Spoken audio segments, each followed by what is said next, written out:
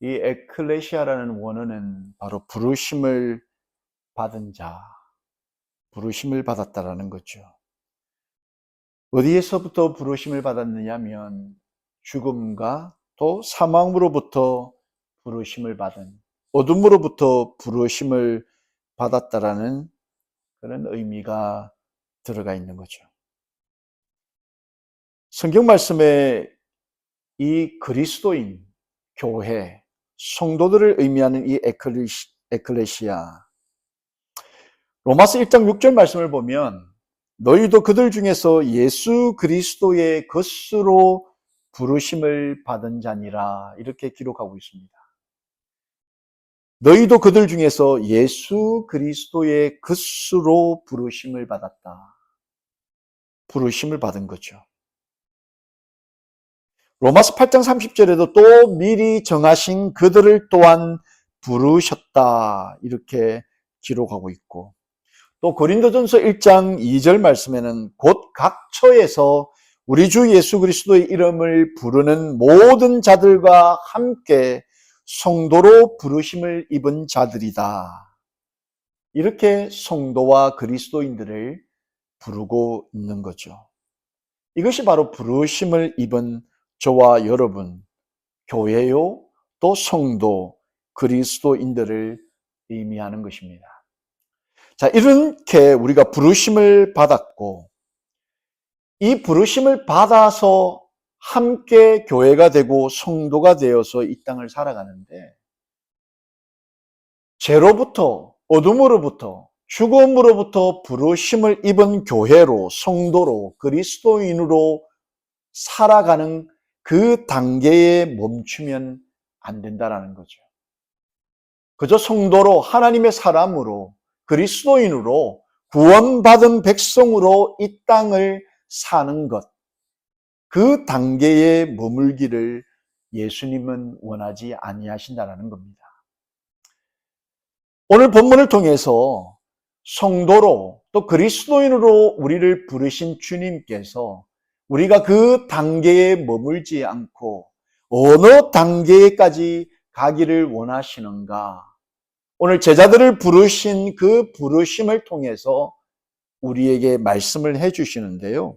오늘 본문 13절 말씀을 보시면 또 산에 오르사 자기가 원하는 자들을 부르시니 나온지라. 예수님께서 제자들을 부르셨죠. 수많은 사람들 사이에서 제자들을 불러주신 겁니다. 2000년 전에 제자들처럼 오늘 예수님께서 저와 여러분을 부르시고 계십니다. 성도로 부르셨고 하나님의 교회로 부르신 우리를 특별히 부르셔서 우리로 하여금 제자가 되기를 원하시고 제자로 부르시기를 원하신다라는 겁니다. 사랑하는 성도 여러분, 우리가 이미 예수님으로부터 부르심을 입었습니다. 하나님으로부터 부르심을 받았어요. 부르심을 받았기 때문에 저와 여러분이 오늘 이곳에 있는 것입니다. 성도로, 하나님의 자녀로 있는 거죠. 그런 저희들을 특별히 주님께서 예수님의 제자로 부르시기를 원하시는 거죠. 이 부르심을 따라 우리는 이제 예수님의 제자가 되어야 하는 겁니다. 여러분, 이 부르심이 얼마나 특별한 부르심인지 모른다는 거죠. 특별히 성도를 하나님께서 부르실 때 목적을 가지고 부르셨고, 그들을 제자로 삼으실 때 목적을 가지고 제자로 삼으시는데, 오늘 보면 14절 15절 말씀을 보시면 이에 12를 세우셨으니 이는 자기가 함께 있게 하시고 또 보내사 전도도 하며 귀신을 내쫓는 권능도 가지게 하려 하심이로라. 여러분, 하나님께서 성도를 선택하시고 하나님의 자녀 삼으시고 또 제자로 세우시는 데는 분명한 목적이 있다는 겁니다. 그저 구원받은 존재로 그냥 이 땅을 우리 하고픈 대로 하며 살아가기를 원하지 아니하시고 특별히 선택한 하나님의 백성들 자녀들을 예수님의 제자 삼으셔서 함께 계실 뿐만 아니라 성령의 능력을 더하셔서 사람을 살리고 영혼을 구원하는 그런 멋진 삶을 살게 되는 그런 제자 되기를 원하신다라는 겁니다. 이게 예수님께서 저와 여러분을 제자 되기 원하시고 제자로 부르시는 이유라는 겁니다. 그럼 이 단계까지 우리가 나아가야 되는 겁니다. 우리를 제자로 부르실 때 그냥 부르시는 것이 아니라 능력을 덤으로 주신다라는 거예요. 능력을 주시고 권세를 주셔서 이 제자됨을 감당할 수 있는 힘을 주신다라는 겁니다. 이게 부르신 예수님의 은혜요. 부르신 예수님의 사랑이라는 거죠. 이런 능력들은 여러분 성도나 제자 스스로 만들어내거나 스스로 소유할 수 있는 게 아니라는 거예요. 제자가 되고서부터 우리의 힘과 능력을 의지하는 것이 아니라 제자가 되는 그 순간부터 더욱더 주님을 의지하고 하나님을 의지하고 그분이 주실 그 힘과 능력을 사모하며 나의 자아를 철저하게 내려놓고 주님을 신뢰하면서 주님을 바라보는 그런 제자의 삶을 살기를 원하신다는 거예요. 모든 것이 하나님으로부터 주어지는 거죠. 이게 제자의 특징이라는 거예요. 자기 힘을 내세우는 게 아닙니다. 자기 지식과 지혜를 의지하는 게 아닙니다. 그래서 순간순간 나는 할 수 없사오니 주님 도와주십시오. 주님 힘을 의지하게 도와주십시오. 하나님께 매달리고 하나님을 의지하게 되는 거죠. 여러분, 우리 제자들이 성경에 등장을 하지요. 오늘 본문에도 등장을 합니다. 본문 16절 17절을 보시니 이 12를 세우셨으니 시몬에게는 베드로라는 이름을 더하셨고 또 세베대의 아들 야고보와 야고보의 형제 요한이니 이 둘에게는 보아느게 곧 우레의 아들이란 이름을 더하셨으며. 여러분, 성경 안에 제자들의 이름이 기록되어져 있죠. 지금 하늘의 생명의 책에 저와 여러분의 이름, 제자된 우리의 이름도 기록되어져 있습니다. 제자 중에 가장 먼저 등장하는 이름이 바로 베드로죠. 이 수제자 베드로. 여러분, 베드로는 여러 성경학자들이 이야기할 때 그렇게 특별한 능력이 있지는 않았다는 거죠. 그저 배를 타고 뱃사람으로 하루하루 자신의 삶의 본분을 지켜서 살던 평범한 사람이었습니다. 그 평범했던 사람, 나고 나서 태어나서 그 바다와 같은 호수를 바라보며 그저 물고기를 잡던 평범했던 그 사람, 그 사람을 예수님이 만나주셨습니다. 평생 고깃잡이 배를 운영하며 그냥 물고기와 함께 바다와 함께 살아갈 지극히 평범한 그 사람을 예수님이 만나주신 겁니다. 이게 죄자입니다. 이 땅에서 평범하게 오히려 평범보다 더 떨어지는 아무것도 없는 아무런 큰 권세나 능력이 탁월하지 않은 지극히 평범한 사람을 만나셔서 그를 불러주셨을 때 그때 제자가 되고 제자가 되었을 때 하늘과 땅에 넘치는 감당할 수 없는 능력을 부으셔서 하나님의 나라를 이루고 하나님의 나라를 펼치게 하시는 그 제자의 이름을 주셨다라는 겁니다. 여러분, 이 하나님의 부르심, 이 주님의 부르심은 후회가 없다라는 겁니다. 후회가 없어요. 저와 여러분을 제자로 부르신 그 예수님께는 백도라는 게 존재하지 않는다는 거예요. 저거 부르지 말 걸, 저거 그냥 내버려 둘 걸, 저거 불러서 더 귀찮아져 버렸다, 이런 후회하심이 없다라는 겁니다. 로마서 11장 29절 말씀을 보십시오. 하나님의 은사와 부르심에는 후회하심이 없느니라. 여러분, 때로는 사람을 만나고 사람과의 관계 속에서 여러분 후회가 있지 않습니까? 왜 그랬을까? 그러지 말 걸.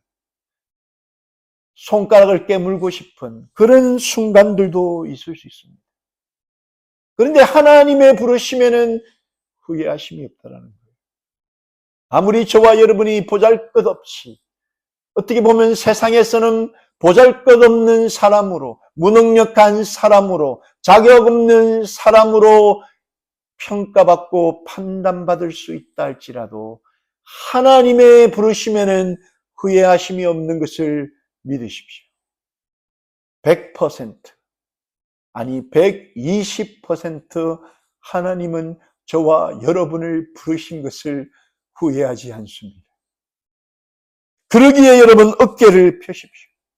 성도로 부르시고 성도로 부르신 그 단계에 만족하지 아니하시고 이제는 예수의 제자가 되어서 예수와 함께 하나님의 나라를 이루어가기 위해 부르신 그 주님, 그 후회하심이 없는 순도 높은 완벽한 부르심에 여러분 순종하십시오. 기뻐하십시오. 감사하십시오. 이 부르심이 하나님의 나라에 이르기까지 저와 여러분을 붙들 줄로 믿습니다. 이 후회하심이 없는 부르심으로 예수님은 제자들을 부르셨고 지금 저와 여러분을 제자로 부르셨습니다. 이제 제자가 되었다면, 이 부르심 앞에 순종하기로 다짐하고 결단했다면 우리는 어떤 삶을 살아야 합니까? 사도행전 1장 8절 말씀에 오직 성령이 너희에게 임하시면 너희가 권능을 받고 예루살렘과 온 유대와 사마리아와 땅끝까지 이르러 내 증인이 되리라 하시니라. 여러분, 이 말씀을 보면서 말씀에 참 걸맞지 않는 저 스스로를 발견합니다. 예루살렘, 온 유대, 사마리아와 땅끝까지 이르러 내 증인이 되리라. 여러분, 우리의 삶의 예루살렘, 온 유대, 사마리아, 땅끝, 그 앞에 우리는 얼마나 보잘것없는 존재처럼 여겨집니까? 예루살렘. 여러분, 우리가 살고 있는 이 땅이 예루살렘 아니겠습니까?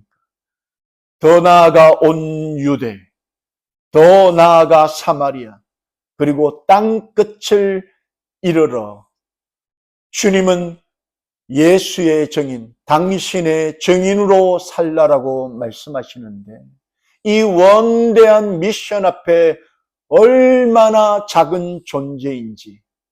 그런데 여러분, 우리 스스로만 보면 너무나 보잘것없어, 너무나 부족하고 연약하여서 땅끝은 차치하고라도 예루살렘에서도, 내가 살고 있는 예루살렘에서도 주님의 증인으로 살지 못하는 내 모습을 보지 않습니까? 실망되고 좌절되고 넘어지고 한숨이 나오는 우리 스스로. 그런데 이곳에는 전제가 있는 겁니다. 예수님의 제자로 살 수 있는 전제가 있는데 예수님을 믿고 예수님의 그 제자로서의 초청을 받게 되면 그저 내 힘과 내 지식과 내 능력을 의지하는 것이 아니라 오직 성령이 우리에게 임하시고 그 성령의 권능을 받게 된다는 거예요. 성령이 우리를 주도하시고 성령이 우리를 리드하셔서 성령의 능력을 통해서 내가 살고 있는, 내가 밟고 있는 이 예루살렘과 온 유대와 사마리아와 또 땅끝을 향하여서 우리는 입술로, 삶으로, 삶의 태도로 예수님의 증인임을, 내가 증거하고 있는 그 예수님을 보여주고 또 전할 수 있게 된다라는 겁니다. 여러분, 무능력했던 바닷사람 베드로도 그런 삶을 사는 제자가 되었다면 저와 여러분도 그리 할 수 있음을 믿으십시오. 왜냐하면 그건 우리의 능력이 아니기 때문입니다. 예수의 능력을 의지하고 성령의 권능을 통하면 이 삶을, 제자된 삶을 살 수 있기 때문에 그 능력을 받고 그 능력의 복음을 전하는 저와 여러분 제자 되기를 예수님의 이름으로 축원합니다.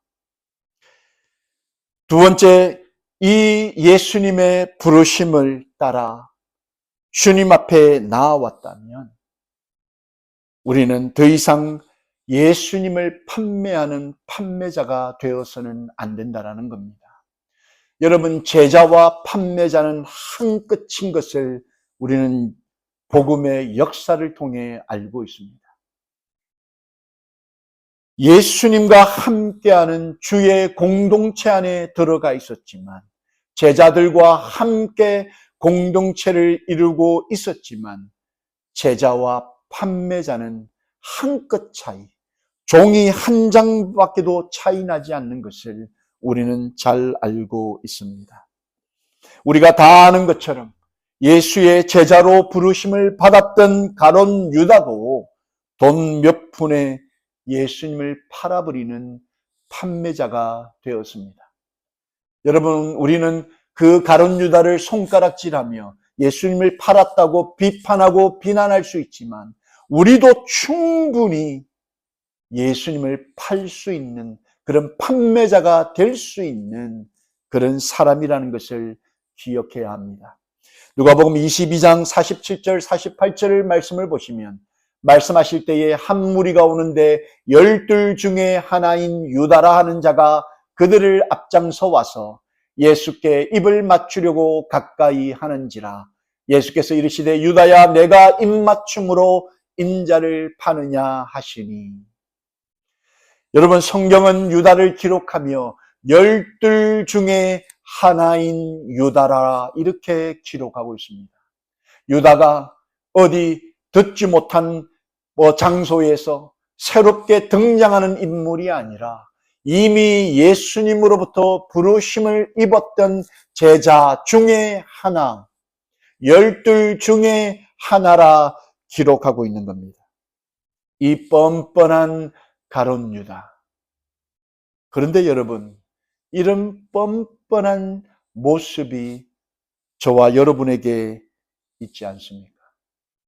우리는 하나님의 성도로 그리스도인으로 부르심을 입었고 또 이제 예수님의 복음을 전하고 예수님의 증인된 삶을 살기 위해 예수님의 제자로 부르심을 입었는데 예수께 입맞추려 가까이 나와 실상은 예수님을 팔고 예수님을 세상과 바꾸고 예수님을 물질과 돈과 바꾸고 예수님을 세상 명예와 바꾸고 예수님을 세상의 그 편안함과 안전함과 바꾸려고 입맞춤하기 위해 가까이 하는 가룟 유다는 아닙니까? 오늘 본문에 등장하는 제자들의 이름, 마지막 끝에 가룟 유다가 등장을 하는데 그 이름 앞에 따라오는 수식어가 있습니다. 별명이 있다라는 거예요. 본문 19절 말씀을 보시면 또 가룟 유다니 이는 예수를 판 자더라. 예수를 판 자. 여러분, 이 수식어가 평생, 아니 세상 끝날까지 따라다니는 거예요. 지금 2000년을 따라왔지만 예수님이 다시 오시는 그날까지 이 가룟 유다의 이름에는 예수를 판 자라는 이런 닉네임이 따라다닌다는 겁니다. 똑같이 예수님의 부르심을 입었습니다. 똑같이 예수님과 함께 동거동락하며 살았습니다. 똑같이 예수님의 기적과 이적과 하늘의 복음을 경험했습니다. 그런데 그 끝은 달라도 너무나 다르게 된 거죠. 다들 순교할 때 그는 이미 자신의 몸을 먼저 던져 생명을 던져버려 예수님을 배반한 결과를 받아들인 거죠. 평생 이런 수식어가 따라다니는 거죠. 한순간의 선택이 잘못되었을 때. 그런데 여러분, 이런 선택이 결코 나쁜 사람이니까, 저 사람은 안 됐으니까, 저 사람은 못 배웠으니까 그게 아니라는 거예요. 예수님의 제자와 판매자는 종이 한 장 차이도 안 될 수 있다는 거예요. 여러분, 예전에 한국에서 영화 암살이라는 영화가 굉장히 유행을 했죠. 처음에는 독립운동가로 그가 살았었습니다. 그런데 배신을 하게 된 거죠. 조직을 배신했고 민족을 배신했죠. 그 배신했던 사람에게 물었습니다. 왜 배신했냐? 왜 배신했냐? 왜 배신해서 조국과 민족을 배신하고 동료들을 다 죽음으로 몰았느냐라고 물었을 때 그가 이렇게 대답했습니다. 해방될지 몰랐으니까. 내가 해방될지 어떻게 알았겠냐고. 여러분, 가룟 유다도 몰랐겠죠. 똑같은 부르심을 받아 똑같은 제자의 공동체로 함께 살았지만 그토록 예수님이 가르치던 그 하나님의 나라가 실제 이 땅에 이루어질 뿐만 아니라 그 예수가 죽어 부활하여 구원주로 다시 오실 분이라는 것, 그런 날이 올 것이라는 것을 알지 못했던 거죠. 여러분, 이걸 알지 못하면 언제라도 우리는 예수를 팔아버릴 수 있습니다. 눈앞에 보이는 이익으로, 눈앞에 보이는 그 안락함으로, 눈앞에 보이는 돈과 명예, 권세하고 얼마든지 맞바꿀 수 있는 사람이 우리라는 거예요. 진짜 예수님이 하나님의 아들이시니 하나님의 나라가 이 땅에 펼쳐지는 것을 경험하지 못하고 깨닫지 못하면 언제라도 우리는 예수를 팔아버릴 수 있는 판매자가 될 수 있다는 겁니다. 가룟 유다가 예수님을 판매하는 판매자가 된 근본적인 이유가 무엇입니까? 예수님 앞에 제자로 부르심을 받아 나오긴 했는데 제자가 되지 못한, 진짜 제자가 되지 못한 이유가 무엇입니까? 마태복음 26장 48절 49절 말씀에 보니까 예수를 파는 자가 그들에게 군호를 짜 이르되 내가 입맞추는 자가 그이니 그를 잡으라 한지라. 곧 예수께 나와 랍비여 안녕하시옵니까 하고 입을 맞추더라. 결정적인 단서, 제자와 판매자 그 사이에 결정적인 갈림길이 되는 그 단서는 바로 예수를 누구라고 생각하느냐, 예수를 누구라고 경험했느냐, 예수를 누구라고 믿느냐. 여러분, 이것이 인생의 갈림길이 된다는 거예요. 여러분은 예수를 누구라고 생각합니까? 저와 여러분에게 예수님은 누구입니까? 예수님을 팔았던 판매자였던 이 가룟 유다는 예수님을 랍비라고 생각했습니다. 선생님이여 라고 부르시는 거죠. 그런 예수를 현존하고 있는 선생으로, 랍비로, 지혜와 지식이 있었던 선생 정도로 생각하고 있었던 거죠. 그런 생각으로 그런 예수를 따랐습니다. 그런 생각으로 예수의 말씀을 들었습니다. 그런 생각으로 예수님과 함께 동거동락했던 겁니다. 여러분, 오늘날에도 교회 안에, 교회 공동체 안에 신앙을 생활하는 수많은 사람들이 이런 가룟 유다와 비슷한 정도의 생각으로 예수님의 공동체를 이루고 예수님을 따르며 내가 제자라고 착각하며 사는 경우들이 많이 있습니다. 그런데 결정적인 순간이 왔을 때 그 믿었던 예수는 나에게 랍비가 되고 그 믿었다고 생각했던 예수는 그냥 일반적인 선생 정도, 좋은 말, 좋은 그런 말로 나를 위로하고 나를 평안케 해주는 정도의 존재로 생각하는 경우들이 많다는 거예요. 오늘날 이 시대에 예수님을 유 목사님이나 최 목사님보다도 못한 존재로 생각하는 경우들이 있습니다. 유 목사님은 유튜브 목사님, 최 목사님은 챗PT 목사님이라는 거예요. 예수님께 물어보기보다 챗PT 목사님을 통해서 삶의 그런 고민거리들을 다 해결하는, 오히려 예수님은 고전에 등장할 만한 가끔씩 진짜 어렵다라고 생각할 때 지니의 램프 정도, 그 정도 여기며 사는 그런 사람들도 많다라는 거예요.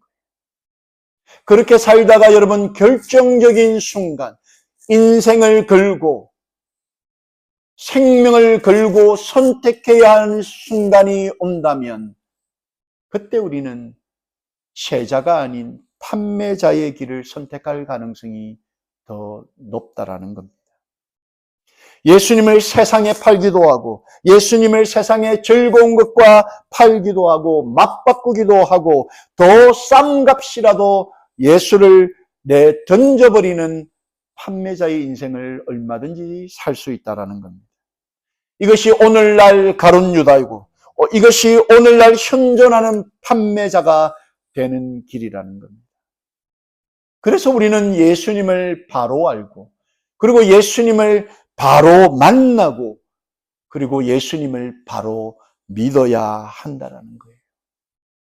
이 바른 믿음이 저와 여러분에게 있느냐는 거예요. 여러분 안타깝지만 이런 판매자의 길을 선택하고 판매자가 되어버린 이 판매자의 길, 말로는 정해져 있는데 그 결론을 사도행전 1장 18절에 이렇게 기록합니다. 이 사람이 판매자 가룟 유다가 불의의 삭으로 밭을 사고 후에 거꾸러져 배가 터져 창자가 다 흘러 나온지라. 여러분 판매자였던 이 가룟 유다의 인생이나 다른 예수님의 제자들의 인생 그 말로나 비교해 봤을 때 크게 다르지는 않습니다. 예수님의 제자들 가운데는 톱으로 배를 쓸려버리며 죽은 자들도 있고 십자가에 거꾸로 매달려 죽은 자들도 있고 돌에 맞아 쳐 죽은 자들도 있습니다. 죽음 하나만으로 단면적으로 봤을 때 누가 더 불행하다라고 말할 수 없지만 그 영혼의 결말은 달라도 너무나 다른 것 아니겠습니까? 이 사람, 이 판매자 불의의 삭수로 밭을 사고 후에 끄꾸러져 배가 터져 창자가 다 흘러나온 이 판매자 가룟 유다의 그 영혼이 어찌 예수의 제자의 길을 선택해서 참 개죽음 당한 다른 제자들의 영혼과 비교할 수 있겠습니까? 여러분, 이것이 판매자와 제자의 달라도 너무나 다른 마지막이라는 겁니다. 사랑하는 성도 여러분, 우리는 이미 성도로, 하나님의 자녀로, 그리스도인으로 기본값을 받고 영원한 생명을 약속받은 존재입니다. 자, 그런데 그런 부르심을, 그런 세상에 가장 가치 있는 부르심을 받은 우리를 이제 예수님이 제자 되기를 원하신다는 겁니다. 제자의 단계로 넘어가기를 원한다는 겁니다. 제자가 되어서 주님의 증인으로 살기를 원하신다는 겁니다. 내 모습을 바라볼 때 낙심되고 좌절되고 내가 무슨 예수의 제자로 살 수 있겠어? 이렇게 살아서 무슨 예수의 증인 되겠어? 한숨 나온다 할지라도 그것은 나를 바라볼 때 그렇고 내가 아닌 제자로 부르셨을 때 응당 주시는 성령의 하나님, 그 성령의 권능을 통해 예수의 제자 되어서 땅끝을 향해 예수를 증언하며 살게 되기를 예수님의 이름으로 축원합니다. 이 부르심이 믿어지지 아니하고 이 부르심으로 우리가 다시 거듭나지 아니하면 우리는 언제라도 예수를 내동댕이 쳐버리고 예수를 팔아버릴 수 있는 판매자의 인생이 될 수 있음도 우리는 기억해야 합니다. 모든 사람에게는 정당한 부르심이 있고 그 부르심을 따라서 그 부르심의 열매를 주님 앞에 올려드릴 시간들이 반드시 오는 것을 우리는 기억해야 합니다. 그래서 우리는 제자가 되고 판매자가 아닌 제자가 되어서 한순간이라도 예수를 등지고 예수를 버리는 판매자가 되어서는 안 됩니다. 예수님은 아무 것이라도 어떤 것과도 바꾸어 버리지 않고 팔아버릴 수 있는 그런 존재가 아님을 믿으시고 부디 예수님을 파는 판매자가 아닌 예수님을 전하고 예수님을 자랑하고 예수님을 증언하는 그런 제자 되기를 예수님의 이름으로 축원합니다.